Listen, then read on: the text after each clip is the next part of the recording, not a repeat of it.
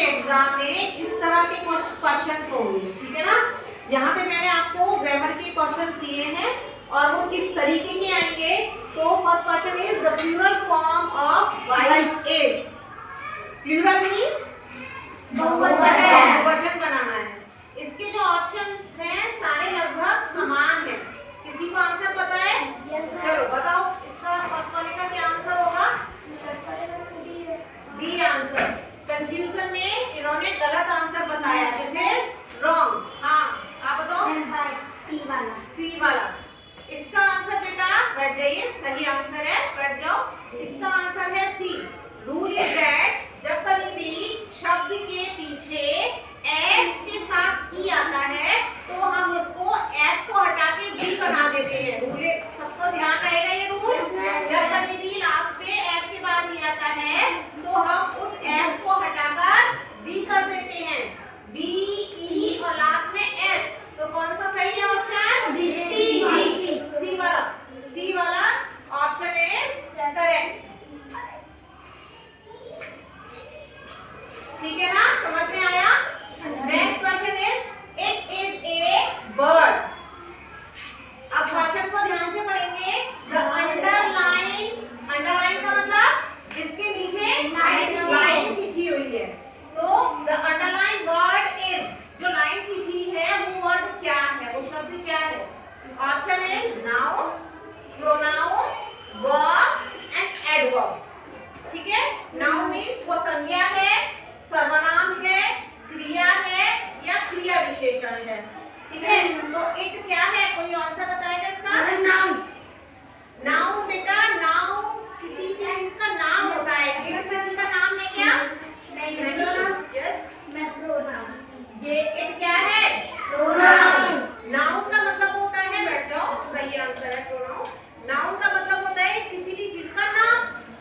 Chalk, duster, teacher, desk, table, chair, pen, pencil, class, ये सब क्या है? नाउन। किसी भी चीज का नाम होता है वो नाउन होता है बेटा, है ना। यहाँ पूछा क्या है? ये क्या है? इट किसी का नाम तो नहीं है ना। इट क्या है? प्रोनाउन है। इट क्या है? प्रोनाउन। प्रोनाउन शब्द वो शब्द होते हैं जो संज्ञा के स्थान पर यानी कि किसी के नाम की जगह यूज करते हैं। जैसे कि इट का मतलब यह है, किसी बेजानदार चीज के साथ इट लगाते हैं हम, यह। तो इट जैसे कि चौक, तो हम बोलेंगे इट, ठीक है ना। तो किसी वस्तु के लिए हम लगाते हैं। तो इट क्या है? प्रोनाउन है, वो किसी के नाम को हटा के हम इट का प्रयोग करते हैं, ठीक है ना। यहाँ pronoun is the right answer. Next है बाय एडिंग द ly। किसी शब्द के पीछे अगर ly लगा देते हैं, किसमें? The most of the adjectives, जितने भी एडजेक्टिव किसे कहते हैं? विशेषण। जब किसी विशेषण के पीछे हम ly लगा देते हैं तो वो क्या बन जाता है? तो ऑप्शन है नाउन बन जाता है, प्रोनाउन बन जाता है, एडजेक्टिव बन जाता है या एडवर्ब बन जाता है। नाउन। रॉन्ग। ly, बैठ जाइए। एडजेक्टिव के पीछे ly लगाना है तो एडजेक्टिव कैसे बनेगा? एडवर्ब। बैठ जाइए, नहीं पता है किसी को तो मैं बताती हूँ। नाउन तो क्या है? किसी का भी नाम। क्या नाम के पीछे ly लगा देना है? पेन, पेन के पीछे ly लगा दो, फैमिली हो जाएगा। तो फैमिली के नाउन वो होगा क्या? नाउन होगा क्या? नहीं।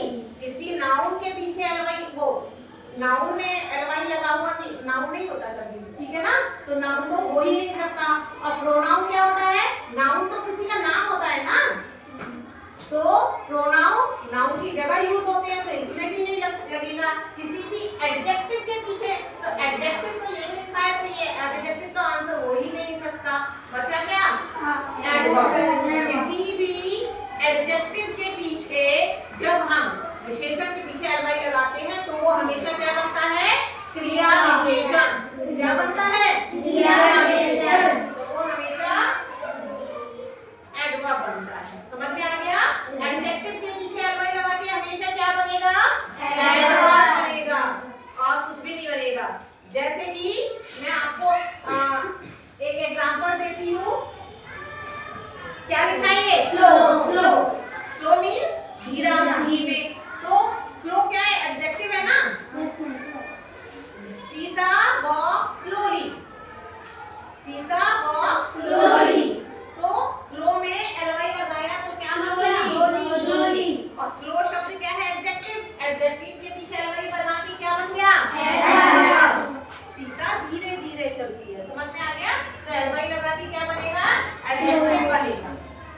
नेक्स्ट है one who save others is called. जो एक किसी की क्या करता है? सेव करता है, किसी को बचाता है, तो वो क्या बनता है? सेवियर। सेवियर। ये तो सभी को आई थिंक पता ही होगा। किस चैप्टर का था ये? Twelfth chapter. ओके। नेक्स्ट है द अपोजिट वर्ड। अपोजिट सबको पता है क्या होता है? बिलोंग्स। Very good. तो अपोजिट बताना है, किस चीज का अपोजिट बताना है? हेट। हेट मींस नफरत करना।